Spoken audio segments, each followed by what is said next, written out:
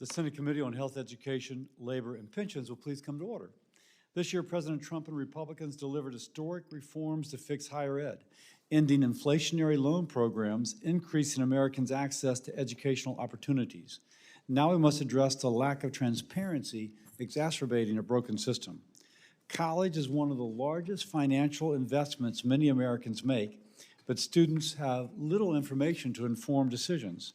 You don't buy a car without comparing prices, quality, and financing options. The same is true for buying a home. Why can we not do this for higher ed?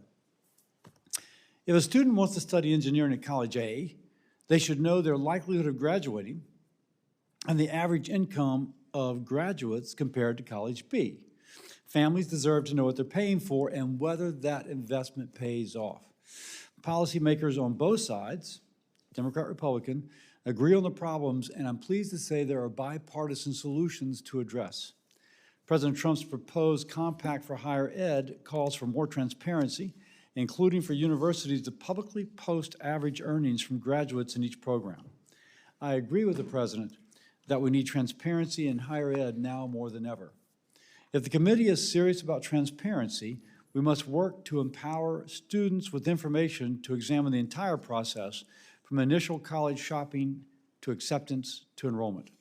Senator Elizabeth Warren and I lead the College Transparency Act, CTA, which allows students to compare differences between prospective colleges and majors to see if the value of the degree is worth the price of admission. Specifically, the CTA makes available information on cost, enrollment, retention, completion, post-college earnings of a particular university and program of study, with strict data security standards to protect Americans' privacy. Additionally, when families shop for college, they can easily find the price of tuition. It's much harder to find the net price they will actually pay after accounting for grants from institutions, states, and the federal government. Congress directed colleges and universities to develop net price calculators in 2008, a good idea and concept, but more than a decade later, these calculations do not work as intended. I hope to hear how we can improve these. Once a student is accepted by a school, they receive a financial aid offer. GAO reports that these offers can be confusing for parents and students. Senators Tuberville, Hassan, Grassley, and Smith have bipartisan and bicameral proposals to fix this. Students will be able to compare one aid offer to another aid offer and make the best decision. The reforms discussed today will not only give parents and students confidence in their college decision, but also make higher ed more attainable, creating more opportunities to achieve the American dream. And with that, I recognize Senator Kaine. Thank you, Mr. Chair, and thank you to the witnesses. Before any young person signs their name on a student loan, they should know exactly what they're getting into, and every student and every family should understand the full cost of college before they take out even a single dollar in debt. And Mr. Chair, I agree with you that students and families need clear information. I'm a co-sponsor of the College Transparency Act that you mentioned. But just making the information more transparent doesn't really get at the real problem. The reality is that college just costs too much. Students today are struggling to meet their basic needs. Everyday expenses like housing, childcare, food, healthcare continue to rise while the power of programs such as Pell Grant have gone down. Students shouldn't have to worry about where their next meal is coming from, but 3 in 5 college students struggle to meet basic needs such as food and housing. The higher ed system just isn't working for everybody anymore. For working families, the dream of college is slipping farther and farther out of reach. The average cost of attendance for a full-time student living on campus is nearly $27,000 a year at a public university and $59,000 a year at a private university. Meanwhile, the maximum Pell Grant used to cover more than 75% of public college costs, yet today the maximum Pell Grant only covers a quarter of necessary college costs, the lowest level in history. It doesn't have to be that way. We can invest in students' basic needs through programs like Pell, through programs like SNAP, but unfortunately we're going the wrong direction. Since taking office, the Trump administration has slashed more than $6 billion in federal funding from over 600 universities across all 50 states, including in Virginia. The funding is used to support life-saving research, provide student aid, and supply other essential services. The president has decimated the Department of Education. The reconciliation bill that was passed last summer didn't make changes to help students afford college costs. Instead, it cut more than $300 billion from higher ed to pay for tax breaks for the wealthy. This bill will increase student loan payments for a typical college graduate on average by about $4,000 a year. It rolled back protections for students defrauded by predatory schools, making it even harder for folks to apply for financial aid. What's more, rather than making college more affordable, the bill places artificial limits on what students and parents can borrow in federal student loans to pay for graduate programs such as nursing, medical school, and mental health programs. We're going to hear today about the importance of value and return on investment in higher education, and we should. But the reconciliation bill established new standards to limit federal loans to college programs based on the amount of money graduates earn, along with other metrics. Now, accountability can be a good thing, but I am deeply concerned by what the reconciliation bill will mean for low-paying but extremely important professions like early childhood education. Child care workers are among the lowest paid professionals in the country. Their work is absolutely essential. The reconciliation bill will take away access to federal student loans for students pursuing degrees in early childhood education solely because their earnings are low. Policies like this threaten to exacerbate an already extreme workforce shortage in this important sector. Students shouldn't lose access to federal aid that they need to become early childhood educators. And if that weren't enough, we've seen the administration attack academic freedom and freedom of speech itself, even going after two college presidents in Virginia's public universities, successfully forcing the retirement of UVA President Jim Ryan and unsuccessfully attempting to force the retirement of George Mason President Greg Washington. The federal government should be trying to open doors for opportunity.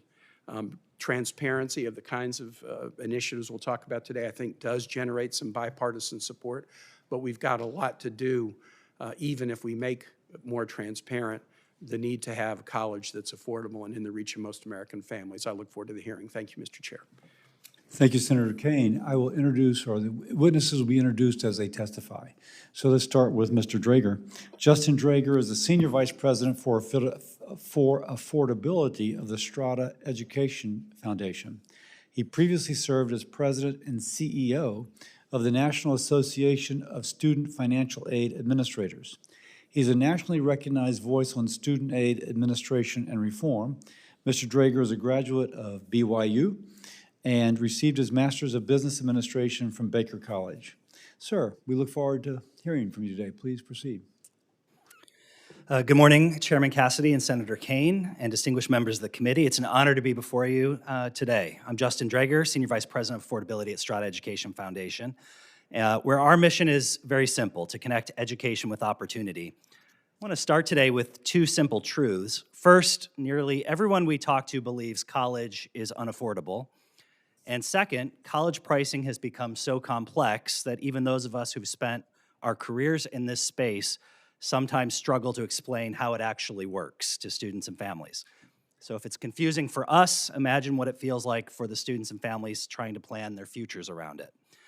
And when it comes to college price transparency, I think it's helpful to think about this problem from three perspectives. First are the institutions who are thinking about how to keep the lights on, how to stay solvent, how to enroll their next class, how to tell students how they can pay for their educations, and then how to support them through their educational journeys. Second are policymakers who are focused on affordability and accountability, whether institutions are delivering on value for the price that students are paying. And then third, students and families who are focused on something much more personal, whether the price they see is the price they will actually pay, and whether the degree is worth it when they graduate, especially if they took on loan debt in the process. Last year, our organization, Strada, surveyed voters and conducted focus groups that showed many of the tensions between these three perspectives. Here's a quick snapshot that shows how confusing college pricing has become. First, 3 out of 4 Americans believe college is unaffordable. No surprise there. Second, most can't accurately say what it actually costs, though, and more than half overestimate the price for both two-year public and 4-year in-state public colleges. And third, 1 in 5, so over 20%, vastly overestimate the price of both a 2-year public and four-year public college. So in summary, students and families believe college costs too much. They don't have an accurate idea of how much it actually costs, and when they guess, they generally guess too high. And that misunderstanding works against them from even applying or making choices that would serve their best needs. So what do students and families want? Well, according to the focus groups that we conducted this last year, they want 5 things. 1, clarity. They want to know what college costs up front as early as possible, especially before they commit to a school. 2, they want simplicity and consistency with the ability to compare costs across schools, and they want it using plain language terms and formats. 3, they want predictability with reasonable assurances about what their education will cost in future years. 4th, they want transparency about the value of their degree or credential so that when they graduate, they'll have a reasonable assurance about the return on their investment. And that all leads to number 5, trust. They want to believe that when they see a price, and that's whether it's in marketing material or financial aid offers or eventually a tuition bill, they can count on that number as presented. Now, colleges and universities, despite their best efforts and real intentions, which I think are good, sometimes make that trust hard to earn. Institutional practices that make perfect sense on paper from a budget or enrollment standpoint can still cut against the very things that students are asking for: clarity, consistency, predictability, and transparency. And students, for their part, they're not asking for a perfect system. They just want one that they can trust. And the good news is that this committee, bipartisanly, has an opportunity for real progress on 4 ideas that have already been taken up. 1, provide clarity on financial aid offers. Congress can require minimal components on aid offers with standardized terms and definitions. Using industry-led efforts as a starting point, hundreds of colleges have already signed on to the College Cost Transparency Initiative, showing it's not only possible to center ourselves around some standardization, but that the time has already come. 2, pair prices with outcomes. Families care about value. Prices should come with clear information about program-level results, including debt, earnings, and employment outcomes. 3, create safe harbors for collaboration. Right now, if colleges want to get together and test pricing practices that would be in students' best interests, like tuition guarantees or cohort pricing models, they risk antitrust violations. Schools need some supervised space for collaboration that doesn't harm the market. And finally, improve early estimates for students and families. Taken together, this will give students and families the right information at the right time to make the right decision for them. Thanks for the opportunity, and I look forward to your questions. Dr. Marshall will introduce the next witness. Well, thank you, Mr. Chairman, and I'm so proud to introduce Brenda Hicks from Southwestern College, the Mighty Builders. Welcome, Ms. Hicks. We're glad you're here. Thanks for making the trip all the way from Winfield, Kansas, which is where my mother-in-law grew up and her family. So lots of connections to Winfield, Kansas. Ms. Hicks serves as the Associate Vice President for Student Financial Planning and Director of Financial Aid at Southwestern, and she has served as the National Chair for the National Association of Student Financial Aid Administrators and remains involved with this organization. When you walk on a Southwestern campus, you meet students who are first-generation students, student athletes, and young parents working to build a better life. Regardless of the situation, Ms. Hicks has helped guide thousands of those students through one of the most stressful and important decisions they'll ever make. With her on-the-ground experience running a financial aid office, Ms. Hicks' perspective will bring light to what students are seeing and dealing with each year as they make one of the most important decisions of their lives. Our big, beautiful bill made transformational reforms to student loans, and now we have an opportunity to ensure financial aid looks and works best for its intended groups, the students. Ms. Hicks, thank you for your being here and bringing a much-needed Kansas perspective to D.C. We look forward to discussing this important issue more with you. Chairman Cassidy, Ranking Member Kane, and distinguished members of the committee. My name is, thank you for the honor and opportunity to provide testimony for today's hearing. I am Brenda Hicks, Associate Vice President of Student Financial Planning and Director of Financial Aid at Southwestern College in Kansas. Southwestern College is a private Christian liberal arts college located in Winfield, Kansas. Our student body consists of approximately 1,000 students, a large portion of whom come from low-income, first-generation rural backgrounds. For over 30 years, Southwestern has provided individualized estimates that detail direct charges billed by the institution, aid eligibility, and payment options. As I explain in detail in my written testimony, what works for our students is providing an estimate that clearly communicates direct costs. For our student population, direct costs include tuition, fees, housing, meals, and books, which paints a nearly full picture of the costs the students will experience to attend Southwestern. What families are looking for is what they will pay the college directly, and that is exactly what our estimate provides. At Southwestern, we spend a lot of time, energy, and resources thinking about how to clearly communicate cost, financial aid, and payment options so that families have an understanding of what they can expect to spend when they are making the college decision. It is critical that this information is put in front of students before they make one of the biggest financial decisions of their lives. It is also critical that institutions have the flexibility to customize the information to meet the specific needs of each population. Do we believe clearly communicating college cost is important to the process of selecting and attending college? Absolutely. Do we believe the federal government can create a uniform aid offer or net price calculator that will solve all of our problems? Respectfully, no. We offer the following suggestions to improve communication about college cost.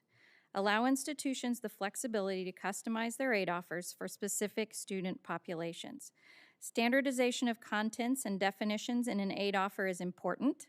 Allowing colleges to present the aid offer in ways that make sense for each of our populations is equally important. We have, for example, 7 versions of our financial aid offer. All 7 comply with the College Cost Transparency Initiative principles, definitions, and standards. Our adult online students attending part-time have vastly different concerns than our first-year freshmen attending the residential campus. Our messaging and content delivery in each aid offer is customized to the unique population receiving it. Requiring a fully standardized aid offer hinders our ability to do that. One of my favorite guiding quotes is from author Stephen Covey, who says, "You can be efficient with things, but you can only be effective with people. Being effective means saying the same thing in multiple ways to meet the needs of the person you're speaking with. A uniform financial aid offer may be efficient, but it won't be effective." Second, improve the net price calculator to provide a more accurate net cost calculation. Suggestions are included in my written testimony for improving the calculator, but at minimum, allow families to interact with direct and indirect cost items by toggling them on and off so they can more closely approximate an actual bill and clearly indicate the year the data represents. Third, rethink the way program data is represented on the college scorecard. The incomplete program information in the college scorecard has the potential to frustrate users, ultimately undermining the tool's potential. Simplify the names of programs to a consumer-tested list of titles and include all the programs a school offers. Students who use the program comparison feature will expect the search to contain all colleges offering degrees in the programs they are researching.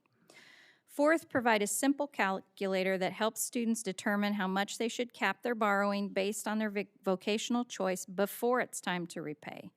The current loan simulator is designed to be used by students when they are ready to repay debt they've already accumulated. A simplified calculator could be created to help students determine borrowing capacity based on their vocational choice before they begin borrowing. People who borrow student loans deserve some way to predict what their borrowing limits should be based on their vocational plans. The Southwestern College Financial Aid Team's customer service goal is to achieve personalized and timely service to students as they complete the financial aid process and increase their awareness of financial literacy, assisting students in discovering and calculating the cost of attending Southwestern, as well as helping them understand how well their choices mesh with their vocational plans, is something we think about nearly every team meeting. I'm honored to be asked to share my perspective on this topic with you. Thank you for including a member of the financial aid profession as you consider policy solutions to better support students and families. I look forward to answering questions. Our next witness is Dr. Preston Cooper. He is a senior fellow at the American Enterprise Institute, or AEI. Before joining AEI, Dr. Cooper was a research fellow at the Foundation for Research on Equal Opportunity. His research and commentary have appeared in publications such as the Wall Street Journal, Forbes, and The Hill. He's a graduate of Swarthmore College and received his doctorate in economics from George Mason. Thank you, sir, for being with us. Thank you, Chairman Cassidy. Good morning, Chairman Cassidy, Senator Kane, and distinguished members of the committee. Thank you for the opportunity to speak today on improving price transparency in higher education. My name is Preston Cooper, and I'm a senior fellow with the American Enterprise Institute, where I study the economics of higher education. My comments today are my own. It's no secret that college costs too much, but what's less understood is that college prices are deeply opaque. Students and families don't know what they'll actually pay until they've applied, been accepted, and received a financial aid letter. That opacity doesn't just frustrate families, it weakens competition. When consumers can't see the real price of college, they can't shop around. And when there's no competition, prices rise. Since 1990, the average net price of college, that's what students pay after grants and scholarships, has nearly doubled in real terms. Today, the typical student pays around $9,400 a year. This has happened despite major increases in financial aid. States are spending record amounts on higher education, and Pell Grants and state aid programs have grown substantially. If tuition had simply risen with inflation after 1990, that additional aid would have made college virtually free. Instead, institutions have captured those subsidies through higher prices, and opaque pricing has helped them do it. Colleges post sticker prices that few actually pay. They use financial aid to charge each student a different amount based on what they think that student can afford. Variable pricing is not the problem. Lots of industries do that. But when I buy a plane ticket, for instance, I can see all of my options up front. Students can't do the same with college. They learn their price only after they've spent time and money applying, and by the time they actually know the price, it's often too late to walk away from a bad deal. Even then, the information can be misleading. A Government Accountability Office report found that 91% of colleges failed to provide an accurate net price on their financial aid offers. Some labeled loans as aid without even using the word loan. It's no wonder that many students underestimate how much they're borrowing, or sometimes don't even realize they've borrowed at all. Financial aid offers usually only cover the first year, and once students are enrolled, colleges often raise the price. Upperclassmen pay thousands of dollars more per year than they did as freshmen. The system is stacked against transparency. You might ask, don't we already have net price calculators? We do, but these tools are confusing, outdated, and often wildly inaccurate. Some require students to report pages upon pages of financial data. Others only estimate price ranges that can vary by $20,000 or more, and none are binding. There are clear ways to fix this. Congress can support the Financial Value Transparency Initiative at the Department of Education, as well as the College Transparency Act, to collect better student-level data on net prices. Congress can also require colleges to use standardized financial aid offers, simple, clear, and uniform, showing grants and loans separately. A bolder option is to require colleges to give students 4-year price guarantees, so students know the total cost of a degree up front. An even more transformative change would require binding net price calculators, so students can get a precise estimate of their net price based on their FAFSA data before they actually apply, which colleges would then have to honor should the students decide to enroll. Students shouldn't need to jump through hoops just to understand what college will cost. True transparency would empower families, drive competition, and bring prices down across higher education. Congress has the power to make that happen by pulling back the curtain on college pricing and giving students the clear, honest information they deserve. Thank you, and I look forward to your questions. I asked Senator Kane to introduce the Democratic witnesses. Our next witness is Ms. Onjila Odeneal, who is the Chief Executive Officer of Detroit Promise, a program that provides last dollar college scholarships to Detroit students. Since 2013, the Detroit Promise program has provided tuition assistance to over 8,000 college students. Ms. Odeneal is a proud first-generation college graduate. She's previously held leadership roles at the Institute for College Access and Success, the Detroit College Access Network, American University, and the University of Michigan. Ms. Odeneal, we're glad to have you today. Thank you. Hello, Chairman Cassidy, Ranking Member Kane, and distinguished committee members. It's an honor to be here today. My name is Onjila Odeneal. I'm the Chief Executive Officer for the Detroit Promise Zone Authority, which is an independent organization established by the state legislature to govern, to oversee, and to fund the Detroit Promise program in partnership with the Detroit Regional Chamber. The Detroit Promise ensures tuition-free pathways for eligible Detroit high school graduates to pursue a skilled trade, certification, 2-year degree, and 4-year degree at one of our 32 partner institutions across Michigan. Beyond filling the gap for tuition and mandatory fees, we also provide book stipends, coaching, wraparound supports, financial incentives, and developmental resources as well. We also collaborate with colleges, employers, and community partners with the Detroit Regional Chamber to address systemic barriers to student success while aligning talent needs. So it goes without saying that financial transparency in higher education is vital to the work that we do. But I would be remiss not to emphasize the true barrier for many, if not most students, is affordability. Transparency helps families make the informed decision, but what is the value of transparency if I can't afford it? I say this not only as leading a Promise program, but also as a former financial aid administrator, spending nearly a decade helping thousands of families, and as well as my personal lived experience. I come from poverty. I was raised in a blue-collar household where hard work and trade was a non-negotiable. I went to school for cosmetology and CTE. I graduated salutatorian of my class and earned many college scholarships as early as the 9th grade. But even with the tons of scholarship, including a full tuition scholarship and full Pell, my greatest challenge was affordability. I worked 3 part-time jobs as a student while navigating housing, food, and family challenges, yet remained a full-time, high-achieving pre-law student. The expectation to juggle everything is just unrealistic.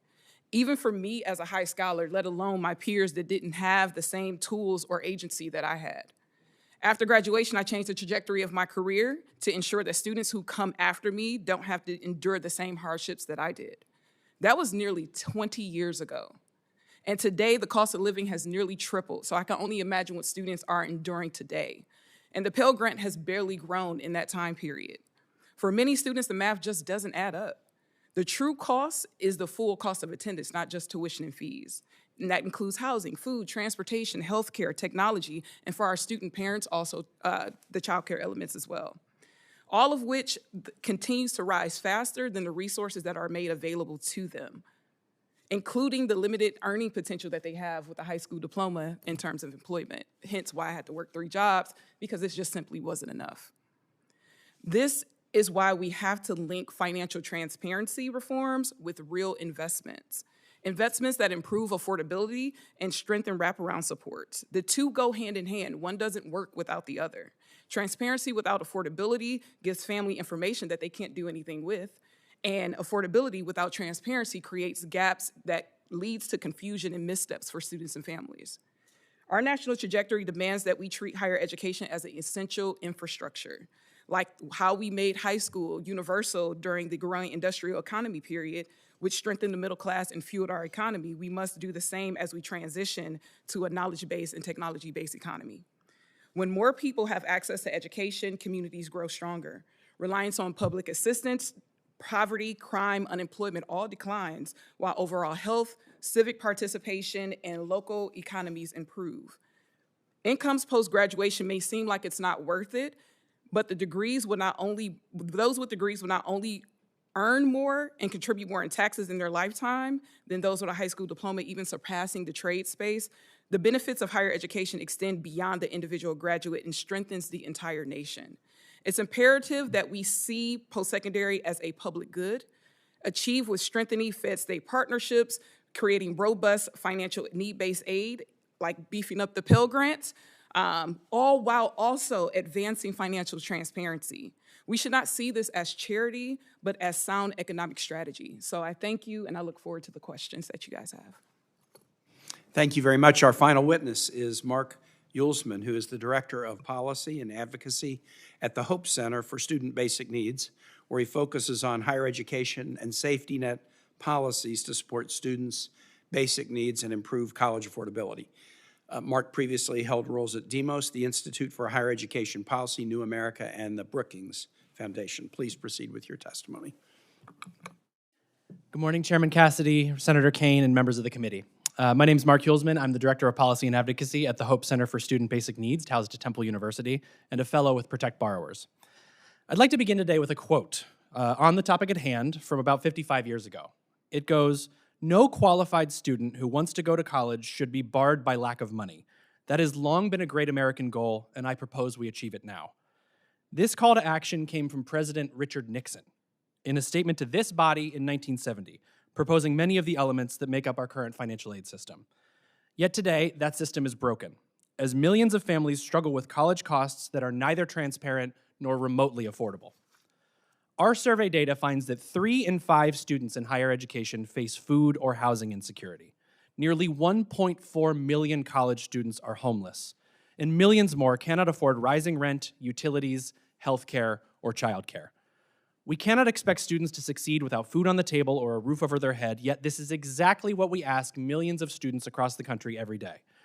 Students are swept up in a cost of living crisis. Despite a few years of overly optimistic headlines, tuition is climbing once again. And non-tuition costs, which actually make up the bulk of the cost of attendance, are spiraling out of control. These costs are unpredictable, they can spike unexpectedly, and they drive up debt. State budgets also remain unstable. In fact, 32 states are funding public higher ed at lower per student levels than they were at the beginning of this century. And Pell Grants now cover just 1/4 of the cost of public college. Meanwhile, safety net programs like SNAP often lock low-income students out due to complex rules and extreme red tape. 2/3 of college students who are likely eligible for SNAP do not receive it. Instead, they go hungry, they drop out, or both. This is the reality facing students and families, and it must be the backdrop for any conversation about financial transparency in higher education. That's why I urge this committee not just to find ways to increase clarity, but do everything in its power to lower the price that students pay. Transparent prices are meaningless if students cannot meet them. The simplest way and most powerful way to ensure clear, predictable college costs would be a federal-state partnership that offers a guarantee of tuition-free or debt-free public college. I want to thank Ranking Member Sanders, especially for his leadership in pushing that idea into the mainstream. Students also deserve a clear and realistic understanding of all of their costs. Currently, non-tuition costs are remarkably confusing, and the methods colleges use to calculate their estimates for living costs are largely unregulated. Colleges often produce highly inaccurate estimates, which lowers the aid that students can receive.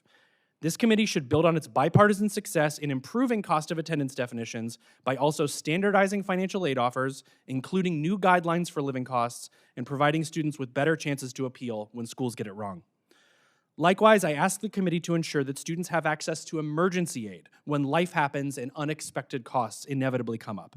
No one should have to drop out because of a surprise medical bill or a car repair. And students also need federal agencies that can actually accomplish this committee's goal of transparency for students and borrowers. Many of the bipartisan reforms being discussed today require staffing capacity at the Department of Education that, frankly, at this moment, no longer exists, including in the Institute for Education Sciences. Meanwhile, the Trump administration has worked to dismantle the CFPB, which provides oversight and essential information to borrowers and conducts essential research on the student loan market. Sadly, the One Big Beautiful Bill Act takes us in the wrong direction on both affordability and transparency. The law's new annual and lifetime loan caps are likely to cause a massive spike in the number of students taking out private student loans. The private student loan market is infamous for being a black box within consumer finance. These loans lack basic transparency and federal reporting requirements, meaning we actually know little about them. But what we do know is troubling. Private loans make up an outsized portion of student loan complaints, and these loans lack the same consumer protections and repayment options as federal student loans. Many private lenders avoid lending to low-income students altogether or lend on predatory terms. Other provisions in the bill will also increase costs. The over $1 trillion to cuts in SNAP and Medicaid will place enormous pressure on state budgets, which almost always means cuts to higher ed. The students we hear from every day facing hunger or housing insecurity deserve better. They deserve everything because they are the very essence of the American dream. They overcome unimaginable challenges amidst an affordability crisis and an administration that has slashed so much. They deserve more than a system that often leaves them confused, indebted, or out of options. I hope we can build that system together. Thanks. I look forward to your questions. To begin questioning, I shall defer to Dr. Marshall. Chairman and Ranking Member, thanks for holding this hearing. And I'm always amazed how often in this committee we agree on the same goals. We all agree that there are affordability issues today.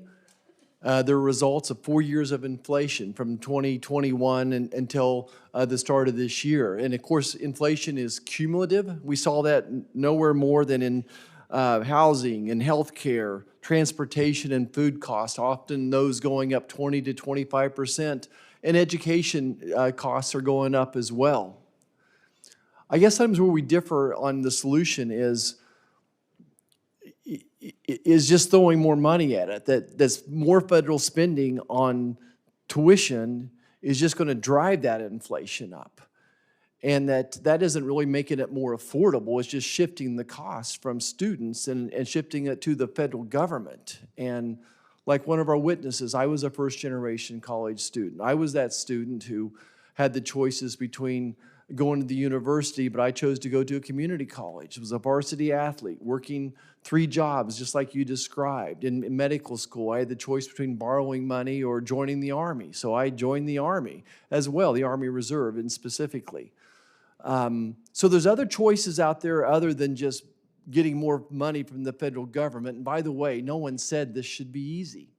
No one said it should be easy. I'm so grateful for those experiences, those part-time jobs I had to take. I learned so much at those, from working at a cell barn to working in the toy department of Walmart and a bartender. Those were all great experiences that helped me to become a better doctor. Ms. Hicks, we'll start with you. The College Transparency Act, I hope you've had a chance to look at a little bit. Any thoughts about the pros and cons of this College Transparency Act? No, I did take a look at it, and it is very good. Yeah, I think that a couple of things I see. I see that I appreciate and like how the protections are in place with privacy for the student at the student level. I also think and see that a student level data field would help ease some of the administrative burden that we have. I think any policy that helps me spend more time on an interaction with a student is a good policy, and takes me away from doing the reporting. Great. Let's talk about the FAFSA Act, Simplification Act. When this latest FAFSA issue or report came out, you actually attended one of the round tables I sat down with to listen to everyone's concerns about it. And I haven't heard as much lately about it. Did we get the problem solved, and how did it get solved? Yeah, I think that the department worked really hard to do testing this time around, and it is delightful to fill out from a nowadays. government Yes, product. delightful. Yeah, it takes less than 10 minutes per contributor. Nights, I usually go out to the local high schools and help them do financial aid nights and help people fill out the FAFSA.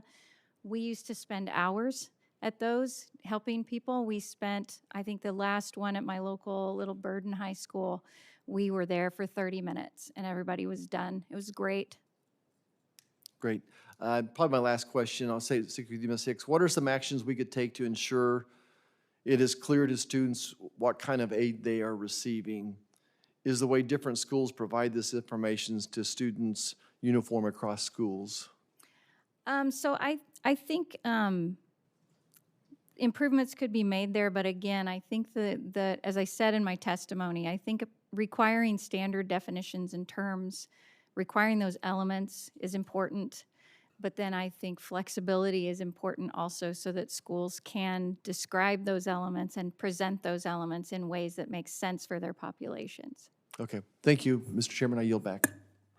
Senator Kane. I wish I had 40 minutes of questions, but I'm going to try to do it in 5. I'm going to ask a question first to you, Mr. Huelsman, but anyone else who wants to weigh in, I would appreciate it. How important is public service loan forgiveness as a component of affordability? Thank you for the question, Senator. The Public Service Loan Forgiveness Program I think it's a really powerful program because it was a bipartisan program. It was signed into law by George W. Bush, and effectively the promise that it makes is that if you want to serve your country or your community, college debt or the price of college should not be something that holds you back from doing that. And I believe, and I'm worried about, you know, an administration that has increasingly tried to weaponize the public service loan forgiveness program and potentially, you know, rescind eligibility for people who don't necessarily share their ideology. But it can be a really powerful tool in not only helping people understand that college is for them, right? That loans aren't going to be a lifetime burden for them. It's only 10 years if they commit 10 years to public service. And I worry that the more that we politicize the program, the more that power goes away. Do others also agree that the public service loan forgiveness program is a positive for students and families? Yes, I could speak to that directly as being a recipient of public service loan forgiveness.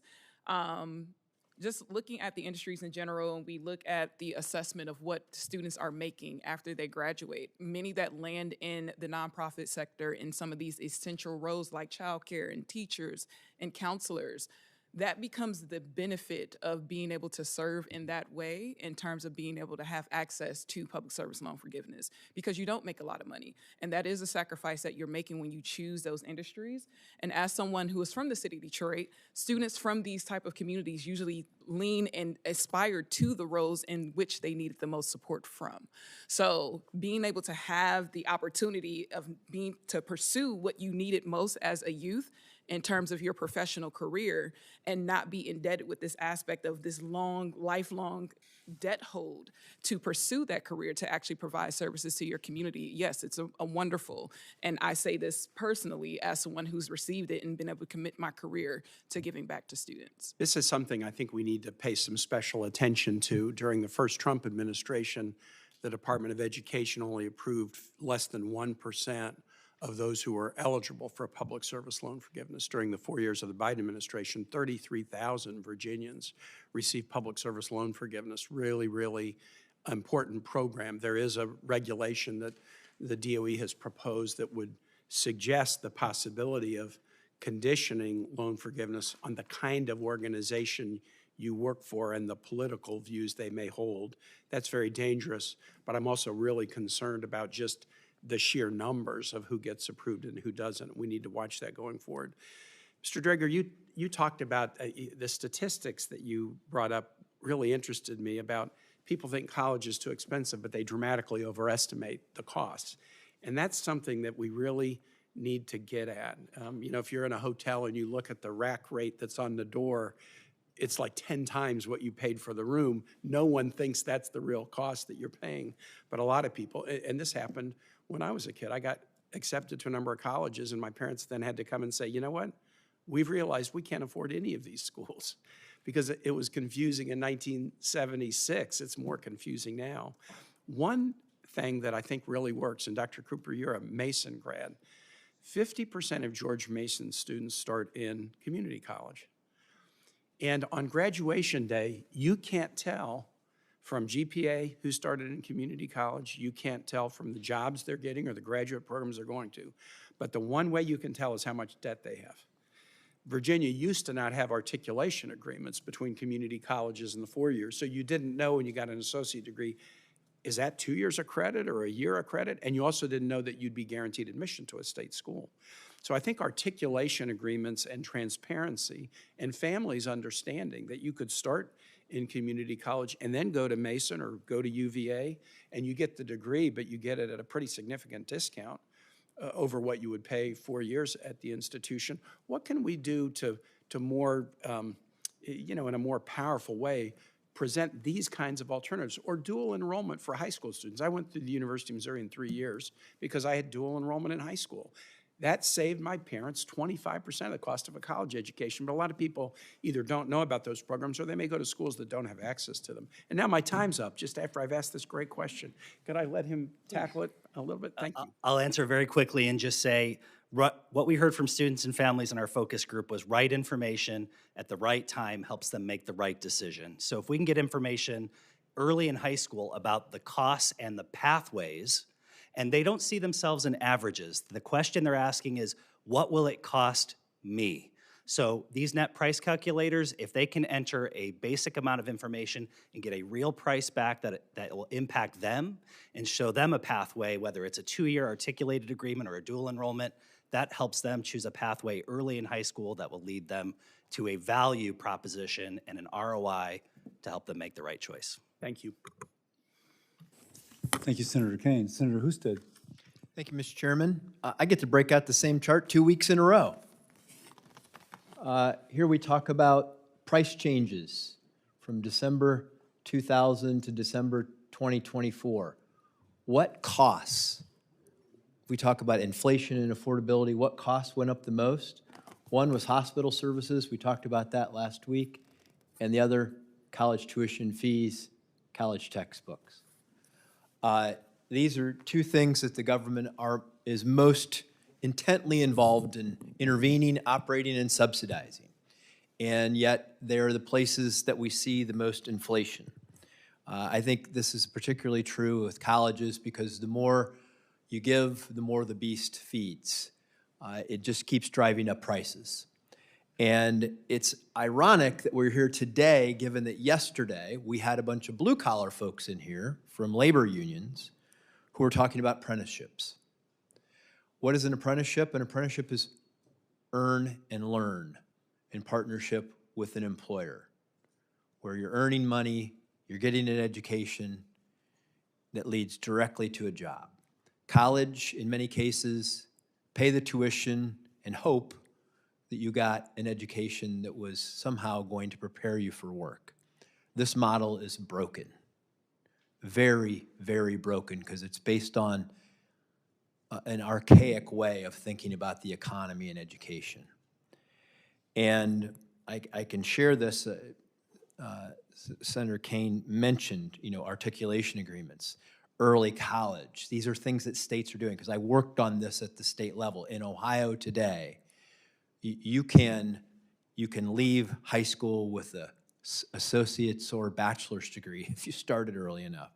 You can leave with workforce credentials. You can leave with apprenticeships and pre-apprenticeships. You can go and have lifelong learning for free under a program, Tech Cred, as long as it's affiliated with a job. So there are pathways to making an education very affordable. To do this in our country right now, many states have wonderful ways to doing this. But colleges and universities have not largely changed their business model for a very, very long time, and they are driving up the cost of the traditional way of doing this at a time when employers are hiring skills, not degrees. Even with a degree, it's no guarantee that it leads to a job if it's not connected to an employer and a skill that's actually valued in the workplace. So we need to think about all of this very differently. And that's why one of the ways that we can do this is make informed consumers, because it's a huge choice.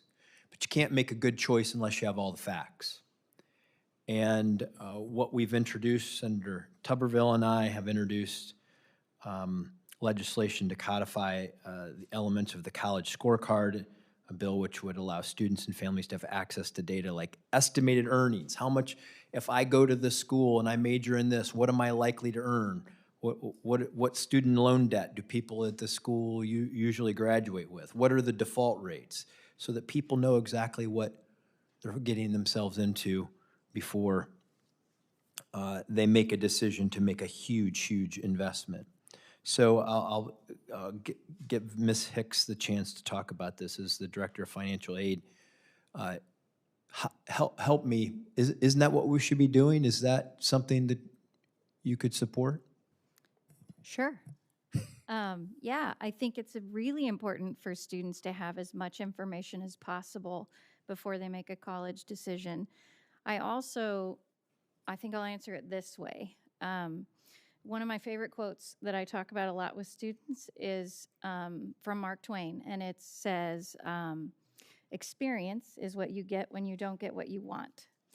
And in a financial aid office, many times, what I deal with and when I'm working with students, I get them at the moment of that experience. And so I work with them when they are kind of at their lowest. They've hit a point where they need to make decisions. They're ready to listen, and I love having tools available to me to help them through that. It's my job to jump in the canoe with them and give them their information that they need, help them paddle if that's what they need me to do, or help point out all the situations and get them fluffed up and back on the journey. Well, I want to also add that in the budget reconciliation package, we had workforce Pell. For the first time, we're allowing Pell grants to be used for workforce credentials, not just degrees, which will help many of our students have a chance to earn a skill, go to work, and do what I talked about earlier in more of an apprenticeship model than ship you away. Mr. Chairman, since there's no one else in here, can I have an additional question here? To Mr. Cooper, you saw that chart. I mean, the cost of the thing, I mean, we keep talking, we have $38 trillion of debt in this nation, $38 trillion in debt, and the solution we keep coming up with is subsidize things more and more and more, rather than figuring out how to bring the cost down to the consumer. What thoughts do you have on how we make college more affordable? Thank you, Senator. That chart is from my AEI colleague, Mark Perry. He calls it the chart of the century, and I really think it deserves that title.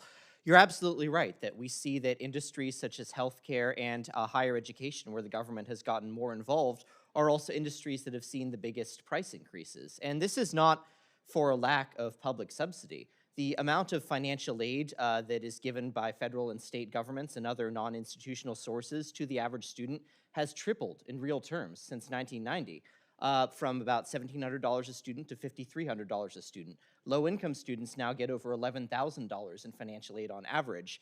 This should have made college very inexpensive, but the problem is colleges have raised their prices even more, and the taxpayers and students are basically struggling to keep up because colleges have raised their prices far in excess of inflation, far in excess of what taxpayers are able to support. I say it's like the Red Queen said to Alice, you know, it's taxpayers are running faster just to stay in place with college costs.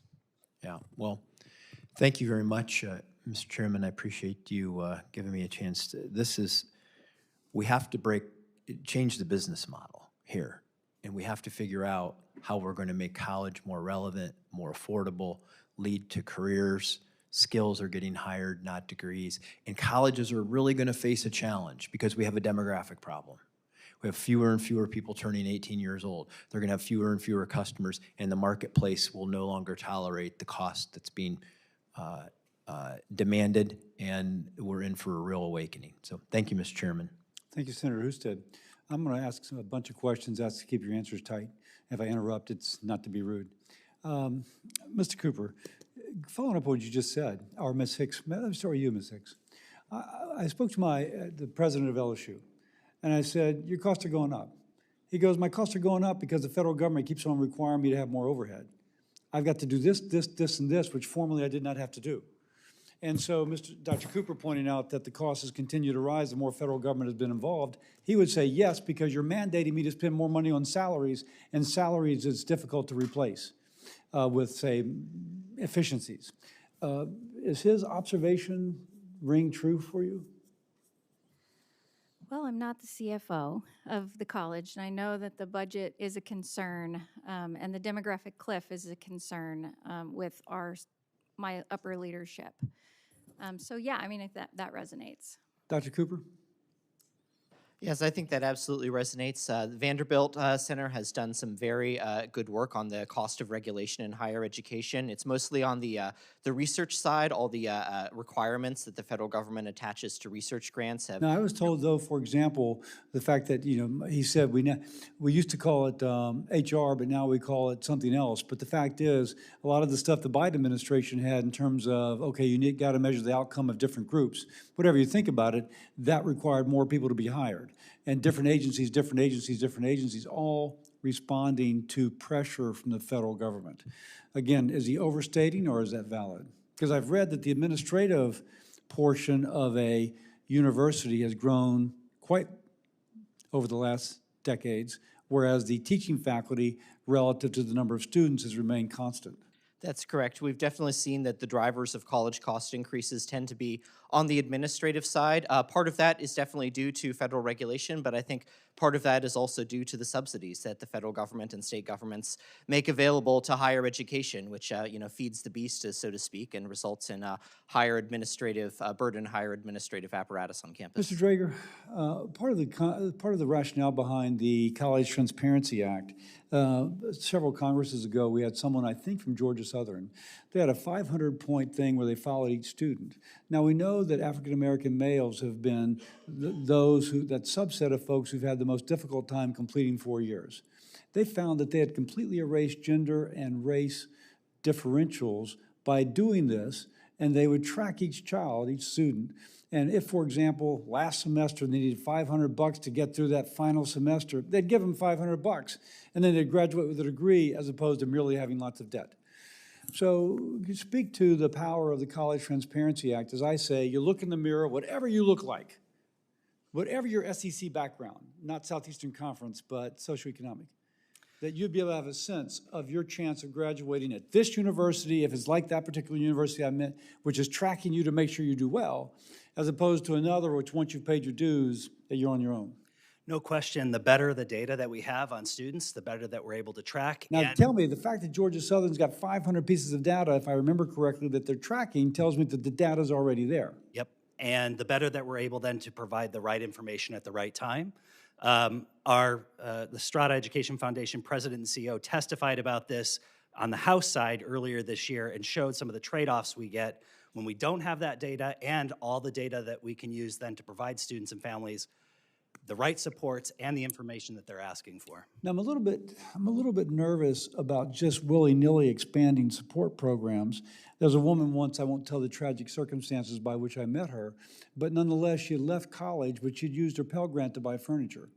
And so, now I suppose you need furniture, but the Pell Grant's supposed to pay for tuition, and it's supposed to pay for the meal plan, it's supposed to pay for the cost of the car. And now she had to leave college after 1 semester or 2 semesters, and she's left with a lot of debt. 10 years later, it wasn't a Pell Grant, it was a scholarship. Whatever it was unrestricted. So I'm a little bit nervous. So Mr. Huelsman speaks about the need for basically wraparound services, but there's a woodworking effect there. The more money you provide, the more people will take it up, even if it is not necessary, rather it is just optional. If I may tell the story of my wife, she borrowed money as a medical student and went to Australia. I chuckle because I paid off that loan. Anyway, it's kind of a bitter chuckle. But anyway, aside from that, it's a woodworking effect. You have free dollars, you end up doing things that you otherwise wouldn't do. Mr. Draeger, will you comment on that? I would say that there's plenty of room for debate about the right level of subsidization. Bringing it back to transparency, though, when we focus in on what students and families actually need and how we can meet those needs, we're giving them the right information to make the right choices. I'd also just add, we've talked a lot about accountability, and you're getting at this issue of how do we make sure that the dollars are used in the right way. We have federal accountability, state accountability, accreditor accountability. The one we haven't talked about is market accountability. When we have transparent pricing, students and families also vote with their feet, and we introduce better market accountability where they make choices based on actual value and price. That is the rationale for a College Transparency Act. Yes, which I think would work. Senator Markey. Thank you, Mr. Chairman. It's my great honor to serve on this committee as the voice of the people of Massachusetts on these great issues of our time. And it's a great honor to be here as a voice for so many students and professors and researchers and workers and leaders that make our colleges and universities an epicenter of equity and an envy for the rest of the world. That's what the Massachusetts educational system is. But our work and the way of life that we've created is under attack by Donald Trump. Trump's ceaseless political onslaught on higher education has delayed the cure for cancer, decimated a generation of researchers, and driven the American dream out of reach for countless families. And so to that end, Mr. Chairman, I ask unanimous consent to enter a dozen letters into the record from my constituents in Massachusetts who are on the front lines of these attacks. Without objection. Thank you, Mr. Chairman. And I'd like to just share a couple of the messages from those leaders from Massachusetts. I have a letter from a Ph.D. student who said, I live with congenital muscular dystrophy, but that has not stopped me from pursuing my goal of curing my disease through research and education. However, these opportunities are becoming harder for me and my peers to achieve due to the newly uncertain environment. With the changes to NIH funding and grant disbursement, my lab has had to cut back on taking new students, and this is not only an inconvenience, but also backs up the promising research. I implore you to support stability, funding, and the environment we need to do the long-term research to benefit Americans like me. And I'll just read one other quick letter, Mr. Chairman, and that's a first-generation master's degree student from Amherst, Massachusetts. And they shared this. The financial support I receive through university funding programs and grants is vital for my ability to continue my studies and research in the critical field of infectious disease. Without this funding, I face the immediate risk of losing my livelihood. This situation places me with undue burdens, and students like me who already face financial challenges as first-generation learners are the ones who are put at risk. And I have several other letters, Mr. Chairman, and I thank you for the unanimous consent motion to be able to insert them all in the record, but I just think it's just so important that we hear the voices of those who are being so negatively impacted by the policies of the Trump administration. And with that, Mr. Chairman, I yield back. Just in the nick of time, Hickenlooper shows up, you know what I'm saying? And breaks our string of Irish guys, you know, Kane, Sullivan, Cassidy, and Markey. Senator Hickenlooper. Thank you, Mr. Chair, and thanks all of you for your work on this. These are issues that I, as a former mayor and a former governor, have spent a lot of time working on, debating, negotiating, and trying to figure out how do we get to that system where more kids have a better future. They have the education that they need and want, and it will be useful to them, and they do so at the lowest possible cost in ways that they can, that allow them to graduate, work, pay off the debt, and have their fair shot at the American dream. Mr. Draeger, let me start with you, and it's been discussed a bunch already. The College Transparency Act, which I'm one of the numerous supporters, is going to help provide a lot of this critical information, and not just to students, but to families. In your testimony, you talked the key wasn't just transparent information, but transparent information that's personal to what students experience, how they live, and what's relevant to them. You mentioned a few options of how to utilize net price calculators more widely. There are clearly challenges to that, getting that in place that isn't overly cumbersome. What do you think is the best pathway to get more of this information to students when it's most valuable? There are a couple different pathways that we could pursue, certainly one at the federal level. There are also conversations that we've been having with states about using some of their data sets in partnership with institutions. The goal is the same, though, whether it's through the College Transparency Act or whether it's through state unit record data, and it's to deliver what students and families have told us they want through our focus groups, which is they think about affordability as a two-part equation, upfront costs, but return on investment value. And in both situations, we want to deliver to them what the odds are of them completing their program, what the student debt would be, and the return on investment. And the way we do that is with better data and then delivering them those results. Right, I couldn't agree more. Ms. Odeneal, first I just want to throw out was the Detroit Promise, is that based on the Kalamazoo Promise? Is that similar? Yes, it's similar to the Kalamazoo Promise. Because it's funny, we started something called the Denver Scholarship Foundation, almost in lockstep with the Kalamazoo Promise. So I love to see the permutations. We actually finally got a sales tax passed, so now we can go into literally every third grade, fourth grade, fifth grade classroom and tell the kids in Denver public schools, if you work hard enough, money will not be the reason you don't go to college.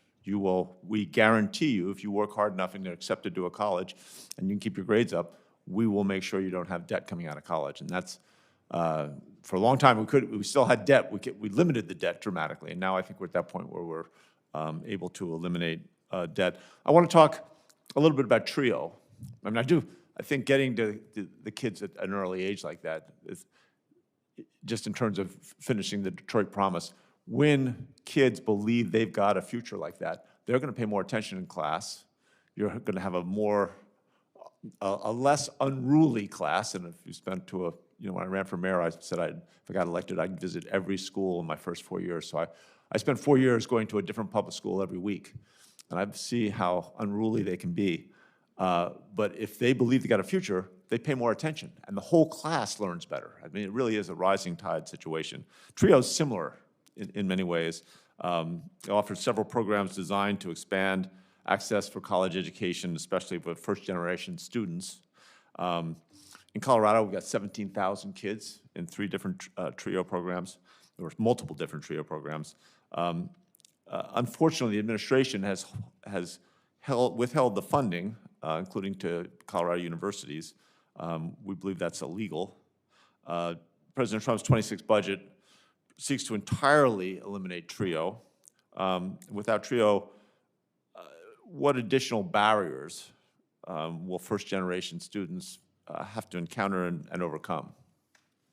I would say the most important thing is that you don't know what you don't know. So TRIO programs are both on the K-12 as well as the higher ed side to support student in translating and creating that transparency that is necessary, especially for a first-generation student who doesn't have the family to lean on and understand post-secondary education. So TRIO and getting that opportunity of programming helps expose them and introduce them to the jargon, the language, the steps, the transparency that we're talking about today, and it becomes a very critical piece before and after a student enrolls in college in terms of those supports that they receive to translate the information that is then being provided to them. Well said. Thank you very much. I yield back to the chair. For any senator wishing to ask additional questions, questions for the records are due 5 p.m. Friday, November 21st. Thank you for being here. A very illuminating conversation. The committee stands adjourned.